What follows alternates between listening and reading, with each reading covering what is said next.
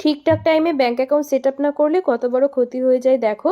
মনিটাইজেশনে গিয়ে দেখছি যে ডলারটা জমেছিল সেটা ডিসেম্বরের 21 তারিখে এক্সপায়ার হয়ে গেছে $1 মতো। তো এই পেজটাতে যে সেট আপগুলো পেয়েছিল সেগুলো হলো স্টার আর সাবস্ক্রিপশন, আর কোনো কিছুই কিন্তু আনলক হয়নি।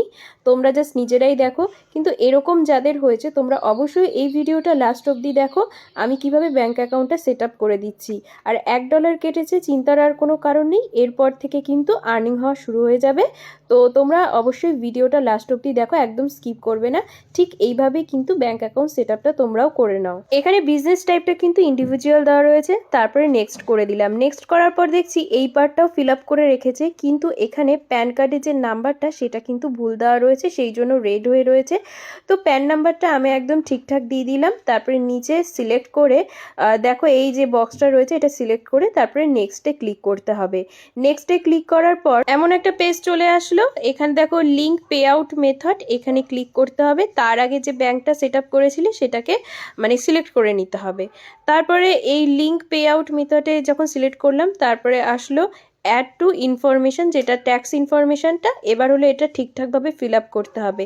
তারপরে দেখো এখানে কন্টিনিউ অ্যাজ সোনালি, যে নামে অ্যাকাউন্টটা খোলা আর কি, তো সেই নামেই হলো গিয়ে এখানে কন্টিনিউ অ্যাজ এসে, তো এটাকে ট্যাপ করে দিয়ে সিলেক্ট করতে হবে। তারপরে দেখো এখানে যে প্রথমে রয়েছে আর ইউএস সিটিজেন, এটা কিন্তু নো করতে হবে। তারপরে নেক্সটটাও নো করতে হবে। তারপরে নিচে নেক্সট ক্লিক করে দিতে হবে।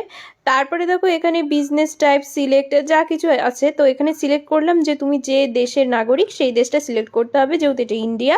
তো এখানে ইন্ডিয়াতে আমি এই যে তীরটা এটা ক্লিক করলেই কিন্তু দেশের নামগুলো পরপর আসে, সেখান থেকে ইন্ডিয়াটা খুঁজে তারপরে সিলেক্ট করে নিলাম। সিলেক্ট করে নিয়ে তারপরে এই যে নেক্সট যে ক্লিক, এটা নেক্সট ক্লিক করে ফেললাম। এখানে নেক্সট ক্লিক করলে তোমার যে পার্মানেন্ট অ্যাড্রেস পরপর সেটা কিন্তু চলে আসবে।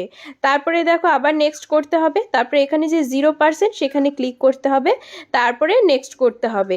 তারপরে দেখো এখানে কান্ট্রি আছে, এরকম সেম ওই তীরে ওখানে ক্লিক করে যে কান্ট্রিতে তুমি থাকো, যেই দেশে তুমি থাকো সেই দেশটাকে কিন্তু এরকম করে তুমি খুঁজে নেবে। আমিও এখান থেকে খুঁজে নিলাম, ইন্ডিয়া সিলেক্ট করে দিলাম, তারপরে নেক্সট করে দিলাম।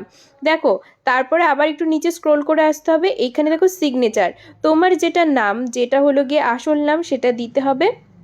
তো আমিও যে দিদিভাইয়ের আইডিটা ট্যাক্স ইনফরমেশনটা ফিল আপ করেছি সেই দিদিভাইয়ের নামটা দিয়ে দিয়েছি। আর নিচে ডেট রয়েছে, যে তারিখে তুমি ফর্মটা সাবমিট করছো সেই ডেটটাই থাকবে।